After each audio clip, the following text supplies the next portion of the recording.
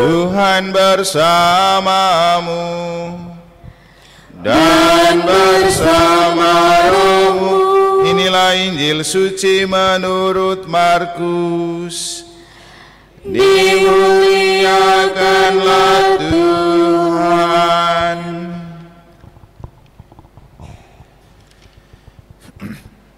Pada waktu itu, Yesus mengutus murid-muridnya mewartakan Injil. Setelah menunaikan tugas itu, mereka kembali berkumpul dengan Yesus dan memberitahukan kepadanya semua yang mereka kerjakan dan ajarkan. Lalu Yesus berkata kepada mereka, "Marilah kita pergi ke tempat yang sunyi, supaya kita sendirian dan beristirahatlah sejenak. Memang begitu banyaknya orang yang datang dan pergi, sehingga makan pun mereka tidak sempat. Maka pergilah mereka mengasingkan diri dengan perahu ke tempat yang sunyi. Tetapi pada waktu mereka bertolak, banyak orang melihat dan mereka mengetahui tujuannya. Dengan mengambil jalan darat, segeralah datang orang dari semua kota ke tempat itu, dan mereka malah mendahului Yesus. Ketika mendarat, Yesus melihat jumlah orang yang begitu banyak, maka tergeraklah hatinya oleh belas kasihan kepada mereka, karena mereka seperti domba yang tidak mempunyai gembala. Lalu mulailah Yesus mengajarkan banyak hal kepada mereka.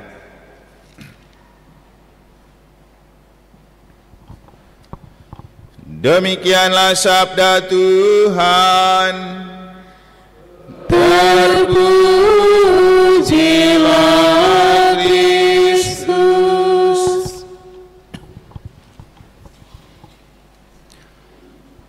Bapak, Ibu, saudara-saudari, adik-adik dan anak-anak sekalian yang saya kasih dalam Tuhan, khususnya juga para fungsionaris pastoral yang sedang mempersiapkan diri untuk dilantik besok. Coba kita memaknai dua bacaan suci dalam konteks panggilan dan perutusan kita sebagai fungsionaris pastoral dan juga sebagai umat beriman. Dalam surat kepada orang Ibrani, kita menemukan tiga hal menjadi kunci yang penting dalam hidup. Pertama, menjadi pribadi yang tahu bersyukur. Kedua, berbuat baik dan berbagi. Dan yang ketiga, taat kepada pemimpin-pemimpin. Itu adalah tiga hal yang diulas dan disampaikan oleh surat kepada orang Ibrani dalam bacaan pertama. Dalam Injil kita menemukan bagaimana Yesus dan para murid mencoba menghidupi tiga hal itu, yaitu pertama, menjadi pribadi bersyukur. Ketika para murid sudah melakukan tugas perutusan mereka di tengah-tengah dunia, mereka datang kepada Yesus, melapor kepada Yesus tentang apa yang mereka lakukan. Mereka mau bersyukur. Dan apa yang Yesus katakan kepada mereka ketika mereka datang di hadapan Yesus untuk melaporkan segala kegiatan dan pelayanan mereka? Yesus bilang, "Mari kita pergi ke tempat yang sunyi untuk menyendiri." Yesus ajak mereka untuk bersyukur kepada Bapa yang menjadi pemilik kehidupan dan sang pengutus mereka. Kedua, berbagi, berbuat baik dan berbagi. Ketika melihat orang banyak yang sudah antusias untuk meminta pelayanan-pelayanan Yesus dan para murid, Yesus dan para murid merasa tergerak oleh belas kasih untuk membantu mereka. Itulah kenapa Yesus kemudian lebih memilih melayani mereka, karena pelayanan adalah salah satu bentuk ungkapan syukur. Syukur bukan hanya tentang kita berdoa bersyukur, tapi juga bersyukur melalui melayani. Mungkin untuk yang ikut rekoleksi telah mendengar mengapa kita perlu melayani dengan hati yang tulus lewat tugas karya dan pelayanan kita, karena kita tidak tahu bagaimana cara membalas cinta Allah untuk kita. Maka merelakan diri dan memberikan diri untuk tugas-tugas seperti fungsionaris pastoral adalah cara kita bersyukur kepada Tuhan. Saya mengambil contoh waktu itu kemarin Mama Caca. ketika pernah ditanyakan, kenapa mama kok rajin sekali kalau ada tugas di gereja datangnya cepat, biar pakai sepeda dayung. Lalu dia jawab apa? Karena Tuhan sudah terlalu baik untuk saya dan keluarga. Saya tidak tahu bagaimana caranya bersyukur dan berterima kasih kepada Tuhan, maka ketika ada tugas saya datang untuk melakukan itu, karena dengan cara itu saya mau bersyukur dan berterima kasih.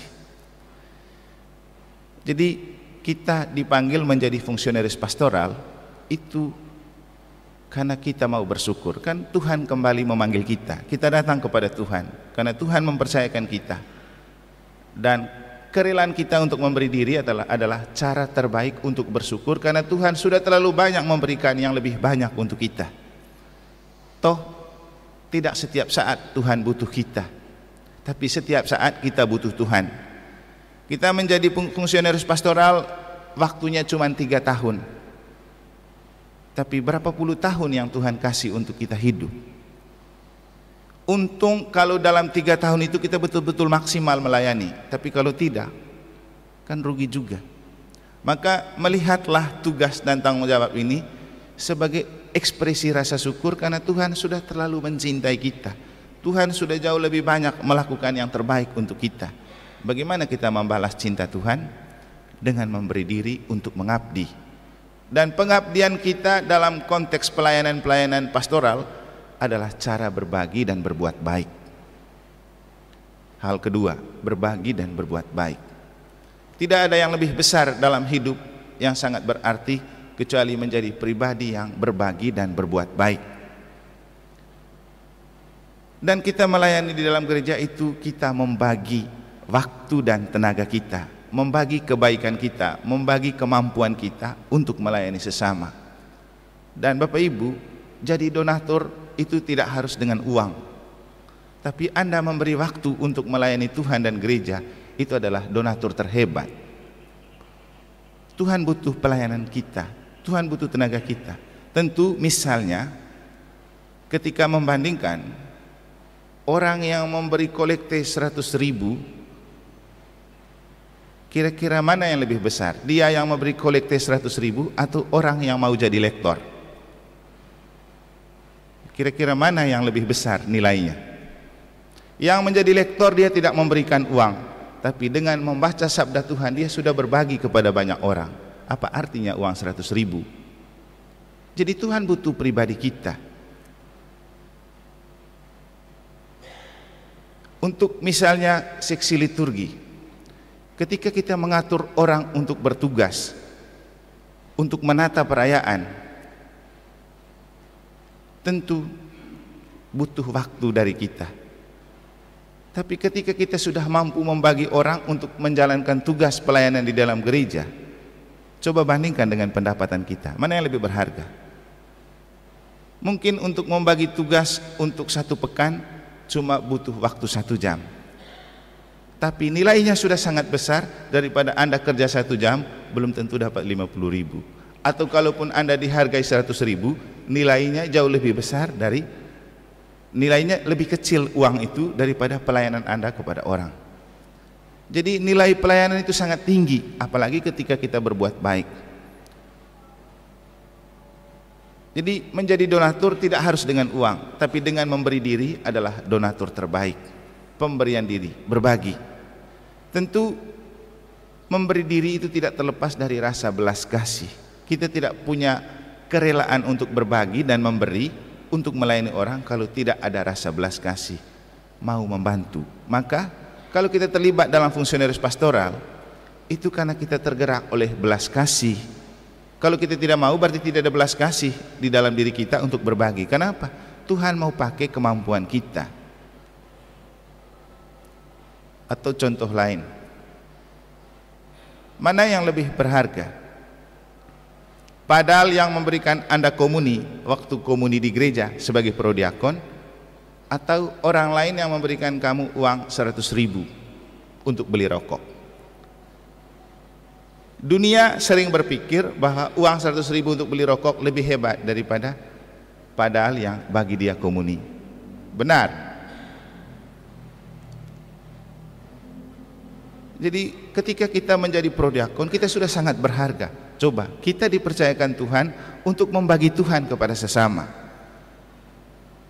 Di mana itu kepercayaan bisa didapat? Dan itu tidak bisa dibeli dengan uang, tidak bisa disogok, tapi dengan panggilan dan perutusan. Ini baru 2 dari beberapa contoh. Atau ketika menjadi bendahara juga. Kira-kira menurut Bapak Ibu sebagai orang Katolik, mana yang lebih berharga? Anda setia menjaga aset gereja, membuat laporan untuk keuangan gereja yang uangnya mungkin sedikit, daripada Anda atur uang di bank yang bermiliaran itu? Kira-kira mana yang lebih bernilai? Mungkin Anda cuma mengatur uang 1 juta di gereja, tapi karena Anda melakukan itu untuk gereja, punya nilai yang lebih besar daripada Anda mengurus uang 1 M di bank. Kenapa? Di bank Anda urus uang 1 M mungkin punya 1 orang, tapi di gereja Anda urus uang 1 juta. Misalnya di negara itu uang punya 800-an jiwa umat di negara, kita yang urus. Dan urusnya apa? Ke keuskupan, ke Roma, karena kolekte kita kan akan ke Roma juga. Jadi 10% yang ke keuskupan itu Bapak Ibu setiap hari Minggu, itu adalah bentuk pemberian dan berbagi kita kepada gereja universal. Di dalam gereja Katolik, kenapa ia kuat? Setiap paroki memberikan kolekte 10% itu, bukan perpuluhan, nanti diserahkan ke gereja yang lebih tinggi, supaya di mana ada gereja yang membutuhkan, uang kita yang sedikit itu juga bisa dibagikan. Jadi itulah kolekte, bukan soal untuk jaminan Romo, bukan, untuk kepentingan gereja universal. Nah, demikian juga nanti ketika kita butuh, orang lain yang bantu kita. Contoh, kita ajukan proposal ke PSE, sekarang ini sudah naik dari 30 juta ke 35 juta. Waktu APP kita mungkin beri 10.000, tapi ketika ajukan proposal kita dapat 35 juta. Dulu 30 juta. Uang dari mana itu? Ya, mungkin juga uang dari orang di kampung saya, orang dari Maluku sana, orang dari umat di Sumatera sana. Walaupun kecil, tapi kita dapat. Nah, itulah gereja Katolik, berbagi. Dan yang paling penting adalah belas kasih, rasa belas kasih. Maka Bapak Ibu harusnya bersyukur kalau Tuhan beri kita kesempatan untuk melayani. Dan itu adalah cara kita bersyukur kepada Tuhan. Dan kalau kita sudah mengabdi untuk Tuhan, jangan pikir tentang jaminan hidup. Dahulukan kerajaan Allah, maka semua yang lain akan ditambahkan kepadamu. Itu bukan hoax, bukan berita palsu, bukan kebohongan, karena ini Tuhan Yesus sendiri yang ngomong. Dan ketika kita memberi diri untuk pelayanan dalam gereja, seperti yang saya katakan waktu rekoleksi, upahnya tanpa upah, tapi bukan tanpa rahmat. Apa artinya Anda dapat 100.000 sehari, setelah itu Anda tidak punya rahmat, kemudian mungkin Anda kecelakaan dan masuk rumah sakit? Seberapa banyak 100.000 itu? Tapi rahmat itu artinya mungkin Anda cuma dapat 50.000 dari harian Anda, tapi Tuhan bimbing dan tuntun perjalanan Anda sehingga aman sampai ke rumah, maka 50.000 tok masuk di kantong Anda. Berapa untuk Tuhan? Tidak ada. Itu artinya kenapa kita perlu bersyukur, supaya Tuhan yang jaga kita, dan mata Tuhan tidak pernah tertutup untuk melihat segala pelayanan kita. Dan Tuhan itu sangat senang dengan orang yang tahu bersyukur, karena itu yang paling penting. Itulah yang diceritakan dalam Injil. Jadi menjadi pribadi bersyukur, kedua berbuat baik dan berbagi, dan yang ketiga, ini yang tidak kalah penting, taat kepada pemimpin-pemimpin. Karena itulah yang dikatakan oleh surat kepada orang Ibrani dalam bacaan pertama. Jadi dituliskan begini: taatilah pemimpin-pemimpinmu dan tunduklah kepada mereka, sebab mereka menjaga keselamatan jiwamu. Pertanyaannya, siapa yang menjaga keselamatan jiwa kita? Siapa? Bapak Ibu bisa jaga keselamatan jiwa sendiri? Kalau Anda butuh minyak suci, Anda bisa lakukan sendiri. Saya itu 1 minggu ini 2 kali beri orang minyak suci. satu istrinya Bapak Kandi, dua ada satu bapak tua dari Palasari semalam yang saya kasih minyak suci di rumah sakit. Saat yang sama saya juga punya bapak yang lagi sakit di rumah sakit umum Ruteng. Saya kadang berpikir begini, di sini saya beri minyak suci untuk orang, tapi orang tua saya di sana dia sakit, siapa yang kasih minyak suci? Tapi kemudian saya percaya bahwa dengan saya melakukan menyelamatkan jiwa orang di sini, pasti Tuhan akan mengirimkan orang untuk menyelamatkan jiwa bapak saya. Dan memang benar, tadi saya lihat dia dibawain komuni oleh salah satu romo di Ruteng. Ginilah Tuhan kerja, tidak perlu kita selalu ada. Nanti Tuhan akan menunjukkan jalan yang terbaik, karena kita sudah loyal dan total. Dan yang paling penting itu taat kepada Tuhan. Kita melakukan apapun karena taat kepada Tuhan. Yesus mengajak murid-muridnya untuk pergi berdoa karena taat kepada Tuhan. Kemudian melihat orang banyak yang terlantar, mereka pergi melayani karena taat kepada Tuhan. Nah, kita ini jangan lupa taat. Itu nomor satu jadi Katolik, taat. Dan saya rasa bukan hanya tentang hidup beriman dan menggereja ini taat, hidup berkeluarga juga. Kalau tidak taat, repot. Dan ketaatan kita akan selalu dibayar dan dibalas oleh Tuhan. Ya, seperti cerita tadi itu, saya pergi melakukan pelayanan saya karena saya taat dengan tugas saya sebagai seorang imam. Bahwa pada saat yang sama saya juga mengalami orang tua saya sakit dan perlu diselamatkan jiwanya, ya tidak perlu saya ke sana. Karena Tuhan itu satu dan sama, di mana-mana Dia ada. Tinggal saya minta, tanpa saya minta juga, memang saya tidak minta. Saya hanya bercurhat di dalam hati. Semalam itu saya pikir begitu. Saya ini di sini saya jadi imam untuk selamatkan jiwa orang. Sementara jiwa bapak saya juga pasti merana. Sudahlah, tidak usah pikir terlalu jauh. Toh Tuhan pasti akan mengatur semuanya. Jadi pasti benar tadi itu saya dikirimin foto, dia dikasih komuni sama Romo Ompi. Jadi inilah pemberian diri kita. Bapak Ibu, jangan berpikir Anda jadi dewan, Anda jadi fungsionaris pastoral, Anda loyal dan total melayani, Tuhan tidak lihat. Tuhan pasti lihat. Dan memang Tuhan akan selalu lihat dan mengganjari. Kemarin waktu rekoleksi, Mary Riana memberikan penjelasan tentang gaji dan rezeki kan. Bedanya di mana? Pekerjaan dan pelayanan, bedanya di mana? Kita pasti punya pekerjaan dan kita akan digaji. Gaji itu akan lekang oleh waktu. Ketika kita melayani, kita dapat rahmat. Itu tidak lekang oleh waktu. Sekali saja kita buat baik, mungkin selamanya orang akan ingat kita. Itu pasti. Tapi gaji, Anda bekerja hari ini, besok Anda sudah dibayar dengan gaji, masalah selesai. Anda terlalu mengabdi dengan bos karena dia gajikan Anda. Tapi ketika Anda sakit, belum tentu dia datang kunjung. Kan gitu. Karena dia akan butuh Anda pada saat Anda sehat supaya bekerja. Tapi Tuhan tidak begitu. Ketika kita memberi diri, Tuhan tahu pada waktu yang tepat Dia akan bantu kita. Atau mungkin ada yang masih ingat cerita ketika tahun 2021, waktu masih COVID kan, saya sendiri juga waktu itu agak menderita itu selama itu, bukan karena COVID, tapi ternyata setelah cek dan endoskopi ada gangguan di lambung yang membuat saya itu selalu berat bernafas. Dan entah karena apa, penyakit itu muncul pada saat Vaka seperti Papius mereka sedang bertugas di negara. Dan merekalah orang yang melihat dan prihatin dengan saya. Romo, kok sepertinya sakit? Coba ke dokter, periksa. Dan mereka mengurus semua pemeriksaan saya sampai akhirnya saya di endoskopi di Balimed di Denpasar. Pakai mobil Vaka lagi.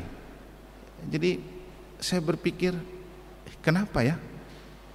Saat kepepet justru Tuhan sudah kasih jalan. Dan memang inilah, karena saya juga menyadari selama COVID saya paling rajin buat misa. Dan Tuhan membalas dan membayar pengabdian itu dengan cara Tuhan sendiri. Walaupun COVID masih ramai, saya tidak kena. Walaupun sakit bukan karena COVID, dan Tuhan tetap kasih jalan kan.